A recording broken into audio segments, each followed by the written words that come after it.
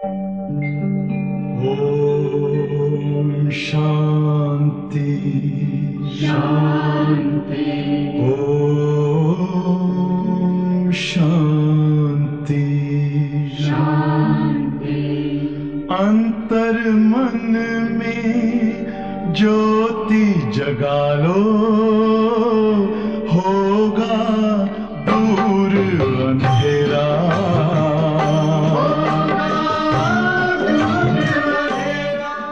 28 मार्च 2025। मीठे बच्चे, तुम बहुत लकी हो क्योंकि तुम्हें बाप की याद के सिवाय और कोई फिक्रात नहीं। इस बाप को तो फिर भी बहुत ख्यालात चलते हैं। प्रश्न: बाप के पास जो सपूत बच्चे हैं उनकी निशानी क्या होगी? उत्तर: वे सभी का बुद्धि योग एक बाप से जुड़ाते रहेंगे, सर्विसेबल होंगे, अच्छी रीति पढ़कर और उनको पढ़ाएंगे, बाप के दिल पर चढ़े हुए होंगे। ऐसे सपूत बच्चे ही बाप का नाम बाला करते हैं। जो पूरा पढ़ते नहीं वह औरों को भी खराब करते हैं। यह भी ड्रामा में नूंद है। गीत: ले लो दुआएं माँ बाप की। ओम शांति। हर एक घर में माँ बाप और 2-4 बच्चे होते हैं, फिर आशीर्वाद आदि मांगते हैं। वह तो हद की बात है। यह हद के लिए गाया हुआ है, बेहद का किसको भी पता नहीं है। अभी तुम बच्चे जानते हो, हम बेहद के बाप के बच्चे और बच्चियां हैं। वह मात पिता होते हैं हद के। ले लो दुआएं हद के मात पिता की। यह है बेहद का माँ बाप। वह हद के माँ बाप भी बच्चों को संभालते हैं, फिर टीचर पढ़ाते हैं। अब तुम बच्चे जानते हो, यह है बेहद के माँ बाप, बेहद का टीचर, बेहद का सतगुरु, सुप्रीम फादर, टीचर, सुप्रीम गुरु, सत बोलने वाला, सत सिखलाने वाला है। बच्चों में नंबरवार तो होते हैं ना। लौकिक घर में 2-4 बच्चे होते हैं तो उन्हों की कितनी संभाल करनी पड़ती है। यहाँ कितने ढेर बच्चे हैं, कितने सेंटर से बच्चों के समाचार आते हैं। यह बच्चा ऐसा है, यह शैतानी करता है, यह तंग करता है, विघ्न डालता है। फुरना तो इस बाप को रहेगा ना। प्रजापिता तो यह है ना। कितने ढेर बच्चों का ख्याल रहता है। तब बाबा कहते हैं, तुम बच्चे अच्छी रीति बाप की याद में रह सकते हो। इनको तो हजारों फुरने हैं, एक फुरना तो है ही। हजारों फुरने ख्यालात दूसरे रहते हैं। कितने ढेर बच्चों को संभालना पड़ता है। माया भी बड़ी दुश्मन है ना। अच्छी रीति कोई कोई की खाल उतार देती है, कोई को नाक से, कोई को छोटी से पकड़ लेती है। इतने सबका विचार तो करना पड़ता है, फिर भी बेहद बाप की याद में रहना पड़े। तुम हो बेहद के बाप के बच्चे। जानते हो, हम बाप की श्रीमत पर चल क्यों न बाप से पूरा वर्षा ले लेवे। सब तो एक रस चल ना सके, क्योंकि यह राजाई स्थापन हो रही है और कोई की बुद्धि में आ ना सके। यह है बहुत ऊंच पढ़ाई। बादशाही मिल गई, फिर पता नहीं पड़ता है कि यह राजाई कैसे स्थापन हुई। यह राजाई का स्थापन होना बड़ा वंडरफुल है। अभी तुम अनुभवी हो, पहले इनको भी पता थोड़ी था कि हम क्या थे, फिर कैसे 84 जन्म लिए हैं। अभी समझ में आया है। तुम भी कहते हो, बाबा आप वही हो। यह बड़ी समझने की बात है। इस समय ही बाप आकर सब बातें समझाते हैं। इस समय भल कोई कितना भी लखपति करोड़पति हो, बाप कहते हैं यह पैसे आदि सब मिट्टी में मिल जाने हैं। बाकी टाइम ही कितना है। दुनिया के समाचार तुम रेडियो में अथवा अखबारों में सुनते हो, क्या क्या हो रहा है। दिन प्रतिदिन बहुत झगड़ा बढ़ता जा रहा है। सूत मूंझता ही रहता है। सब आपस में लड़ते झगड़ते मरते हैं। तैयारियां ऐसी हो रही हैं जिससे समझ में आता है लड़ाई शुरू हुई की हुई। दुनिया नहीं जानती कि यह क्या हो रहा है, क्या होने का है। तुम्हारे में भी बहुत थोड़े हैं जो पूरी रीति समझते हैं और खुशी में रहते हैं। इस दुनिया में हम बाकी थोड़े रोज हैं। अभी हमको कर्मातीत अवस्था में जाना है। हर एक को अपने लिए पुरुषार्थ करना है। तुम तो पुरुषार्थ करते हो अपने लिए। जितना जो करेंगे उतना फल पाएंगे। अपना पुरुषार्थ करना है और दूसरों को पुरुषार्थ कराना है, रास्ता बताना है। यह पुरानी दुनिया खलास होनी है। अब बाबा आया हुआ है नई दुनिया स्थापन करनी। तो इस विनाश के पहले तुम नई दुनिया के लिए पढ़ाई पढ़ लो।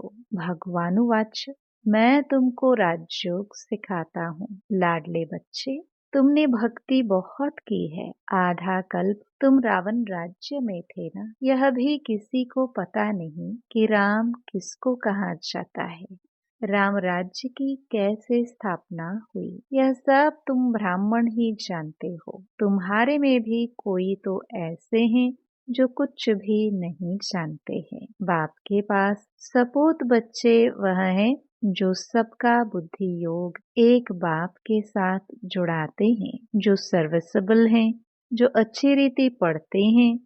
वो बाप की दिल पर चढ़े हुए हैं। कोई तो फिर नालायक भी होते हैं, सर्विस के बदले डिससर्विस करते, जो बाप से उनका बुद्धि योग तोड़ा देते हैं। यह भी ड्रामा में नोंद है।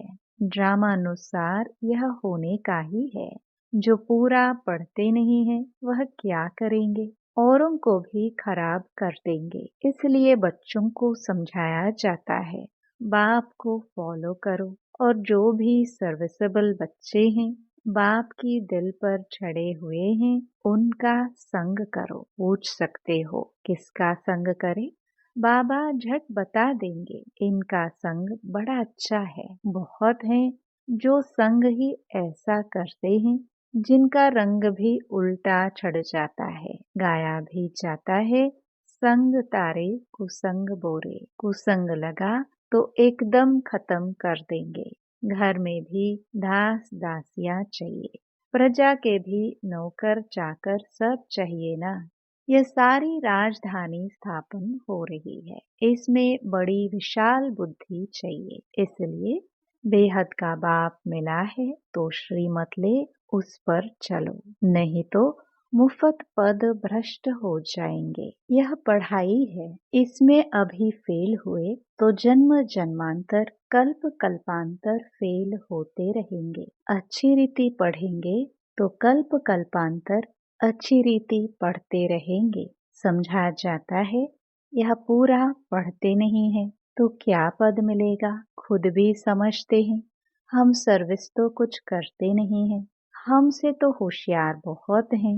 होशियार को ही भाषण के लिए बुलाते हैं तो जरूर जो होशियार हैं ऊंच पद भी वह पाएंगे। हम इतनी सर्विस नहीं करते हैं तो ऊंच पद पा नहीं सकेंगे। टीचर तो स्टूडेंट को भी समझ सकते हैं ना। रोज पढ़ाते हैं, रजिस्टर उनके पास रहता है।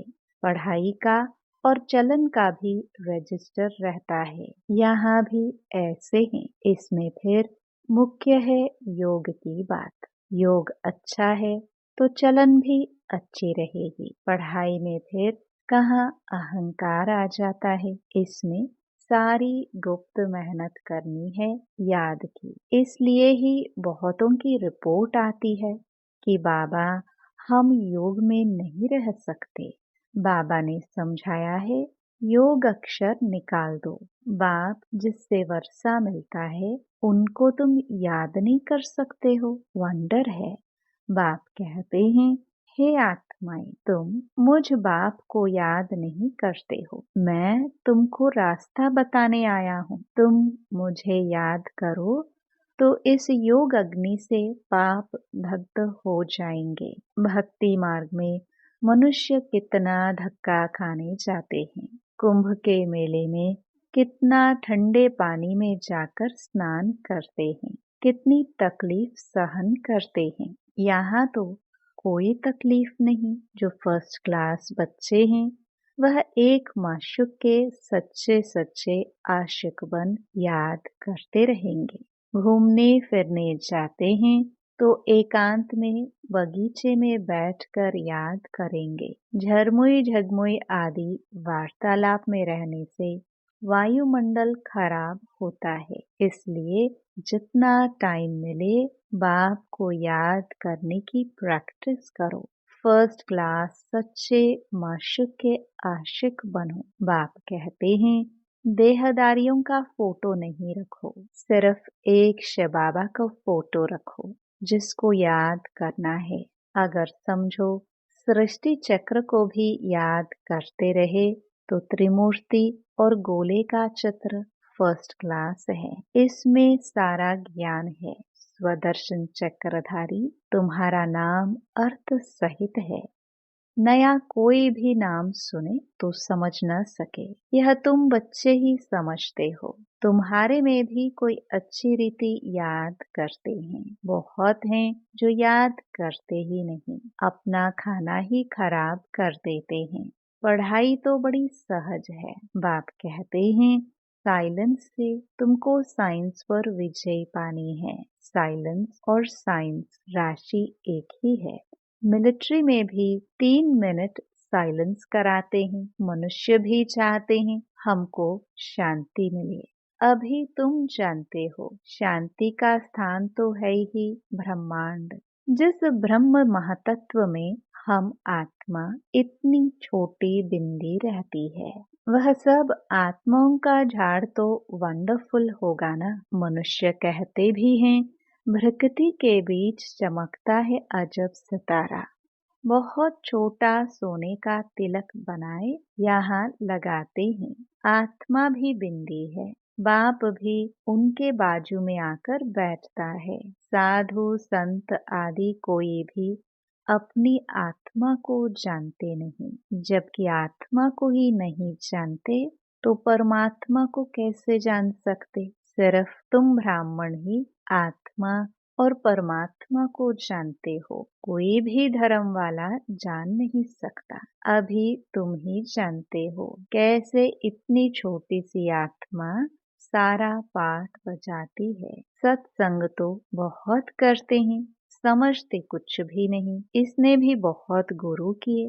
अब बाप कहते हैं यह सब हैं भक्ति मार्ग के गुरु। ज्ञान मार्ग का गुरु है ही एक। डबल सिरताज राजाओं के आगे सिंगल ताज वाले राजाए माथा झुकाते हैं, नमन करते हैं, क्योंकि वह पवित्र हैं। उन पवित्र राजाओं के ही मंदिर बने हुए हैं।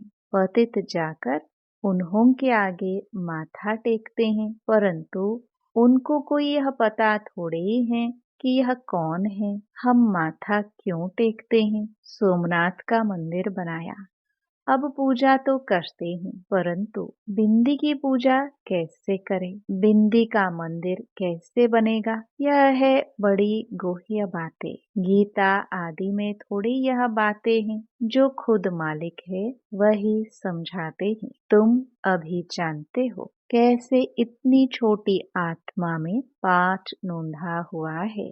आत्मा भी अविनाशी है, पाठ भी अविनाशी है। वंडर है ना। यह सारा बना बनाया खेल है। कहते भी हैं बनी बनाई बन रही। ड्रामा में जो नोंद है वह तो जरूर होगा। चिंता की बात नहीं। तुम बच्चों को अब अपने आप से प्रतिज्ञा करनी है कि कुछ भी हो जाए आंसू नहीं बहाएंगे। फलाना मर गया, आत्मा ने जाकर दूसरा शरीर लिया, फिर रोने की क्या दरकार? वापस तो आ नहीं सकते। आंसू आया, नापास हुए, इसलिए बाबा कहते हैं प्रतिज्ञा करो कि हम कभी रोएंगे नहीं। परवाह थी पार ब्रह्म में रहने वाले बाप की। वह मिल गया तो बाकी क्या चाहिए। बाप कहते हैं तुम मुझ बाप को याद करो, मैं एक ही बार आता हूँ यह राजधानी स्थापन करने लिए। इसमें लड़ाई आदि की कोई बात नहीं। गीता में दिखाया है लड़ाई लगी सिर्फ पांडव बचे।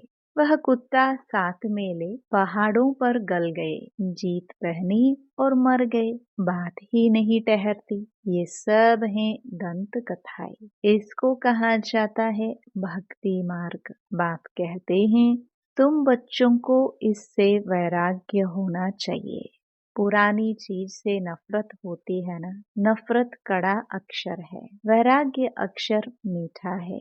जब ज्ञान मिलता है तो फिर भक्ति का वैराग्य हो जाता है। सतयुग त्रेता में तो फिर ज्ञान की प्रारब्ध 21 जन्मों के लिए मिल जाती है, वहाँ ज्ञान की दरकार नहीं रहती। फिर जब तुम वाम मार्ग में जाते हो तो सीढ़ी उतरते हो, अभी है अंत। बाप कहते हैं अब इस पुरानी दुनिया से तुम बच्चों को वैराग्य आना है। तुम अभी शूद्र से ब्राह्मण बने हो, फिर सो देवता बनेंगे और मनुष्य इन बातों से क्या जाने। भल विराट रूप का चित्र बनाते हैं परंतु उसमें न चोटी है न शिव है। कह देते हैं देवता क्षत्रिय वैश्य शूद्र।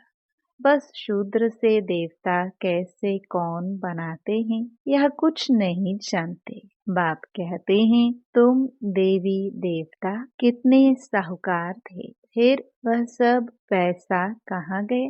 माथा टेकते टेकते टिप्पण घिसाते पैसा गवाया। कल की बात है ना, तुमको यह बना कर गए, फिर तुम क्या बन गए हो। अच्छा मीठे मीठे सिखिलदे बच्चों प्रति मात पिता बाप दादा का याद प्यार और गुड मॉर्निंग।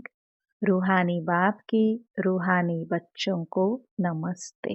धारणा के लिए मुख्य सार। पहला, झरमुई झगमुई पर चिंतन के वार्तालाप से वातावरण खराब नहीं करना है। एकांत में बैठ सच्चे सच्चे आशिक बन अपने माशूक को याद करना है। दूसरा, अपने आप से प्रतिज्ञा करनी है कि कभी भी रोएंगे नहीं, आंखों से आंसू नहीं बहाएंगे। जो सर्विसेबल बाप के दिल पर छड़े हुए हैं उनका ही संग करना है। अपना रजिस्टर बहुत अच्छा रखना है। वरदान, पावरफुल वृत्ति द्वारा मनसा सेवा करने वाले विश्व कल्याणकारी भव। विश्व की तड़पती हुई आत्माओं को रास्ता बताने के लिए साक्षात बाप समान लाइट हाउस माइट हाउस बनो।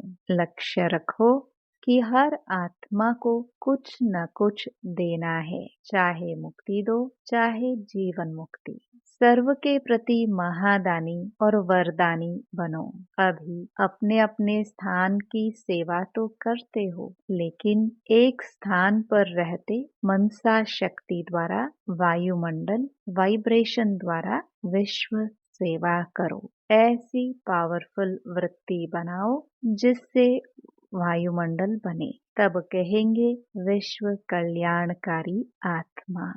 स्लोगन, अशरीरीपन की एक्सरसाइज और व्यर्थ संकल्प रूपी भोजन की परहेज से स्वयं को तंदुरुस्त बनाओ। अव्यक्त इशारे, सत्यता और सभ्यता रूपी कल्चर को अपनाओ। अब अपने भाषणों की रूपरेखा नई करो। विश्व शांति के भाषण तो बहुत कर लिए, लेकिन आध्यात्मिक ज्ञान व शक्ति क्या है और इसका सोर्स कौन है, इस सत्यता को सभ्यता पूर्वक सिद्ध करो। सभी समझे कि यह भगवान का कार्य चल रहा है। माताएं बहुत अच्छा कार्य कर रही हैं। समय प्रमाण यह भी धरनी बनानी पड़ी, लेकिन जैसे फादर शोज सन है ऐसे सन शोज फादर हो, तब प्रत्यक्षता का झंडा लहराएगा। ओम शांति।